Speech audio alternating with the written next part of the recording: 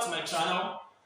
In my previous video, we take a look at quantum number, and also I think we looked into atomic structure before getting to quantum number. For those that have not watched this video, try to go back to my channel to watch the video on quantum number so that you can get a better understanding on electronic configuration.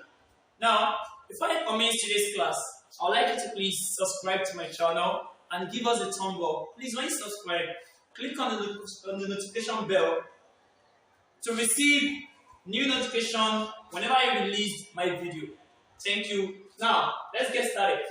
Today, we are going to be looking at electron configuration. Once said electron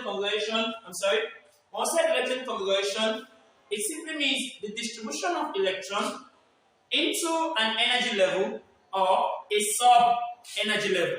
Now, an energy level is known as a shell. As you know in my previous video, I said we have about 4 shells: the K shell, the L shell, the M shell, and the N shell. K shell, L shell, M shell, and the N shell. And then I gave that what each of these shells has the minimum amount of electron that it can occupy. Like for the K shell, I said the K shell can only occupy 2 electrons. The L shell can occupy maximum of 8 electrons. The M shell can occupy maximum of 18 electrons. While the N shell can occupy maximum of 32 electrons.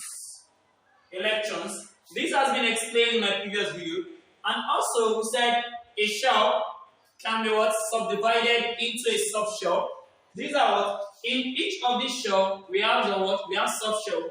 Our subshell that we have S subshell, we have the P subshell, we have the D subshell, the P subshell, the D subshell, and we have the F subshell. And I can tell you that each of these subshells has maximum electron that they can occupy. Now, for S subshell can only occupy 2 electrons. The P subshell can occupy 6 electrons. The D subshell can occupy maximum of 10 electrons, while the F subshell can occupy maximum of 14 electrons. I'm going to be using this number of electrons that it can occupy in writing the electronic configuration. So as I said earlier on, I said electronic configuration is a distribution of electron in a shell or a subshell. Now, the distribution of electron in a shell or subshell are done used in different ways. That means we have different methods of distributing electron in a shell.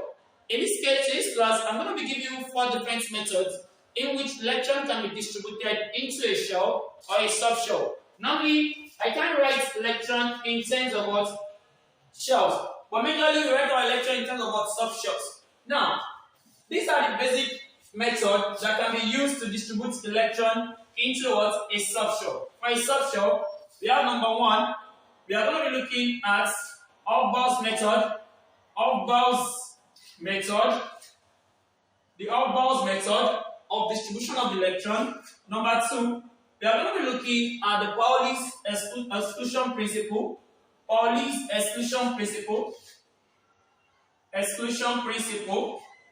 And we are going to be looking at number 3, which is Andrew. We are going to be looking at Andrew. That means how do we arrange electron in an orbital using these 3 different methods. Now you see this Hofbauer's method, or let me say the Hofbauer's principle. It utilizes it said electron should be arranged in a sub-level in their order of increasing energy level. What does the principle state? According to Hofbauer's principle, Hofbauer's principle states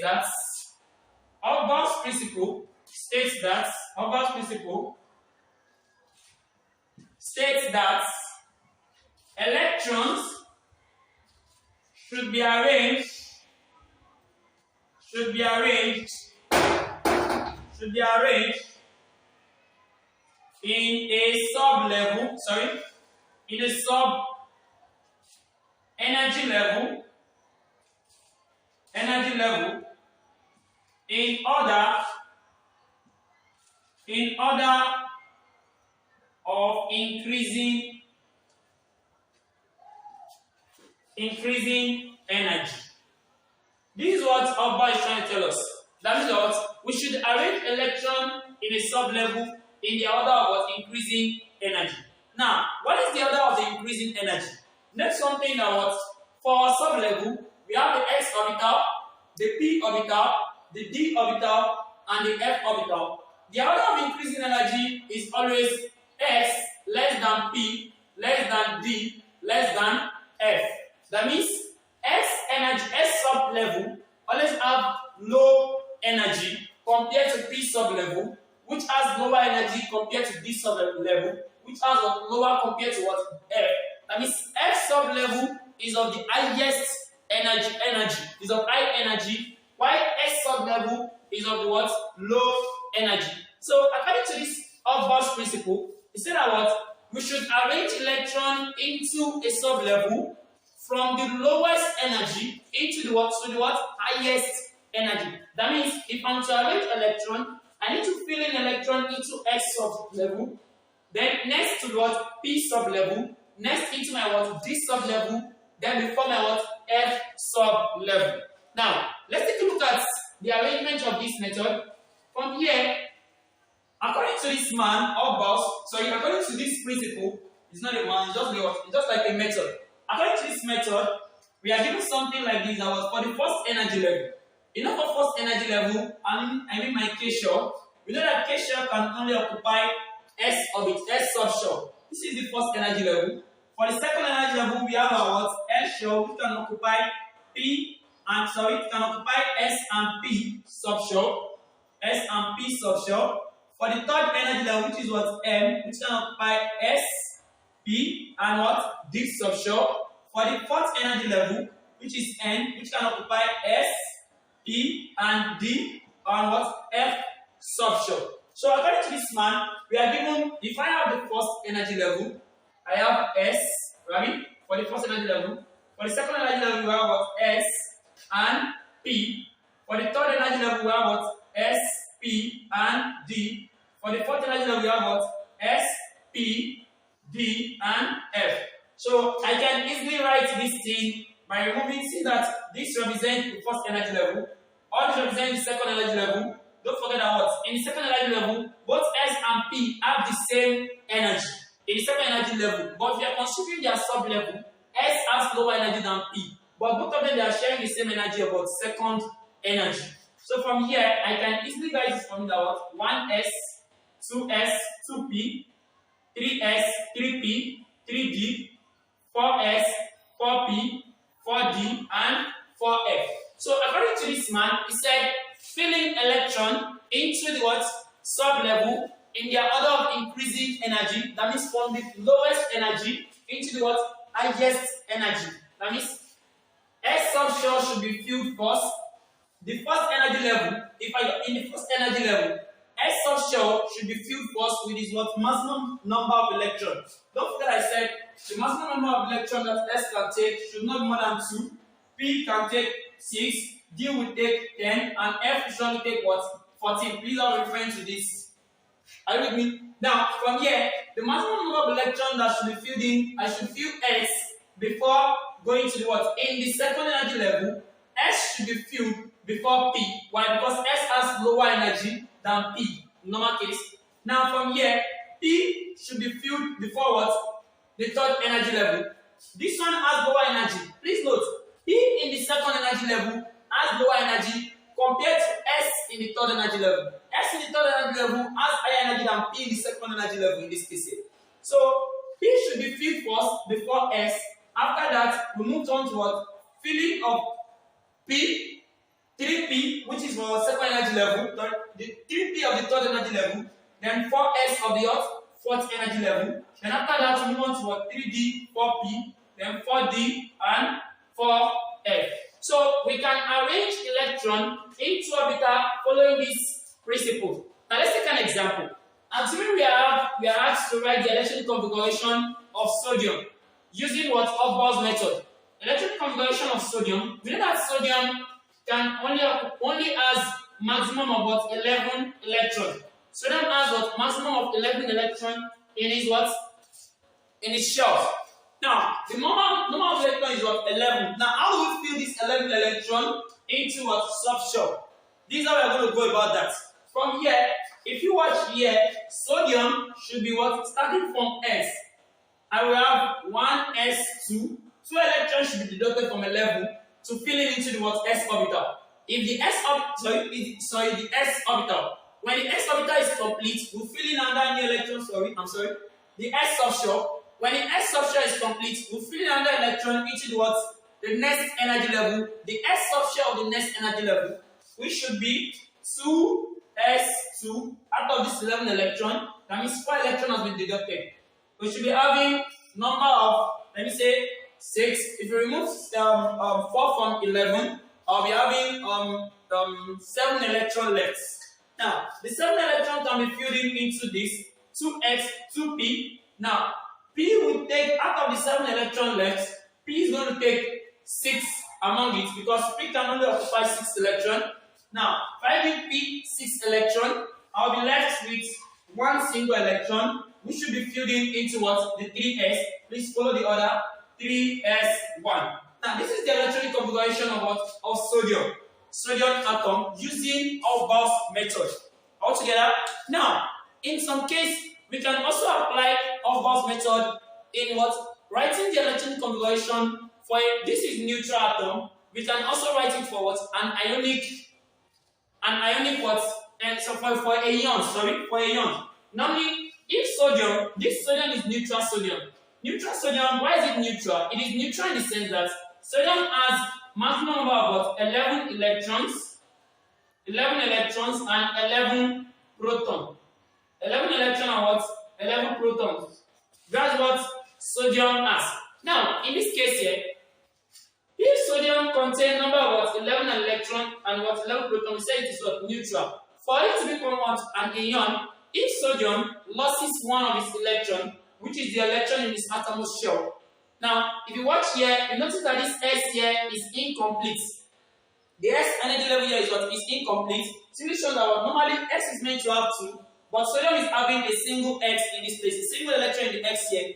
Now, if sodium is to undergo any forms of reaction, let's take, it's going to undergo ionic bonding with a non-metal. Sodium will tend to lose this one electron. If sodium loses one of its electrons, then since it is having 11 electrons, if it loses one, the electron should be remaining what? 10 electrons.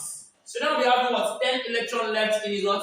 In its subshell. Now, for sodium ion, how do we write electronic configuration for sodium ion, which is sodium plus? Now, whenever you see positive simply denote that the atom has loses a single electron. Assuming I have 2 plus, it simply means it loses 2 electrons. Now, electronic configuration for a neutral atom should be different from the electronic configuration for what? For ions. Now, let's take a look at what? Sodium ion. This is for what? This.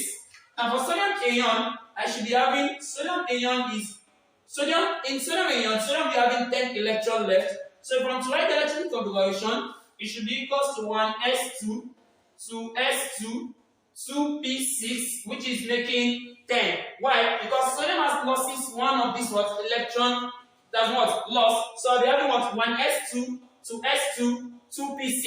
That is the only electron that is left in sodium.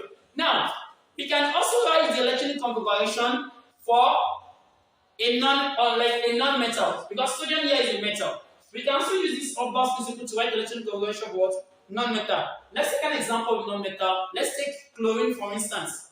Let's take chlorine for instance. Now, writing the electronic configuration of chlorine, we can see that using Aufbau's principle, chlorine is having atomic number 17. So if I write the electronic configuration of chlorine, I should be having 1s2, 2s2, following here, 2 electrons should be filled in S, 2 electrons will be filled here, 2s2, 2p next, that's what 2p6, right? I should be also having, after my 2p6, I should be having 3s2, Making, if I count the electron, 2 plus 2, which is 4, plus 6, which is 10, this is 12, remaining 5 electrons left. Now, that 5 electrons should go to what? 3p, that is what? After 2s and 3s, we have what? 3p5. Now, for chlorine, the electron is 1s2, 2s2, 2p6, 3s from what? 3p5. Now, please note something here. I can easily write this. What about, okay, this is what? For neutral chlorine. If you now have what? Chlorine as what? An ion. That means when chlorine accepts electron, don't forget something that what? Metals always have the ability to lose electron, while non-metals have the ability to what? Accept electron. Now, when chlorine accepted a single electron, chlorine is going to become Cl minus. Now, minus simply indicates that electrons have been added to chlorine. When you add electron to chlorine, I should be having what? Cl minus. That means instead of the electron, total number of the electron of chlorine to be 17, electron of chlorine will be equals to 18. That means electron has been added to it, unlike when we are dealing with sodium ion. Plus simply means loss of electron. Minus means that electron has been added to that element. Then in this case here, I should be having maximum of 18 electrons. I'll be having writing electron configuration 1s2, 2s2, 2p6, 3s2, 3p6. Such that if you watch these two things here, you notice that chlorine ion has the same electronic configuration as argon. Now, the electronic configuration of argon is 18. That is the 18th element. Now, chlorine has the same electronic configuration as argon, like this sodium ion. Sodium ion is going to have the same electronic configuration as neon. These are what elements. Now, when we get to what chemical bonding, we are going to tell you the reason why most of all these electrons, most of all these elements, they lost electron or gain electron. Majorly, they do so just because for them to attain stability. Now, they want to attain what? Complete octet structure. Sorry, they want to attain what? The complete octet structure of the noble gases. That's why they loses what? Electron and what? Gain electron. Now, these are what? We write electronic configuration using Olbers method or what? Electronic configuration. Thanks for watching. In my next video, we are going to look into what? The other two methods, which is the Hans rule and the Pauli's exclusion principle. Please don't forget to subscribe to my channel and click on the notification bell to receive notification on my new videos. Thank you very much.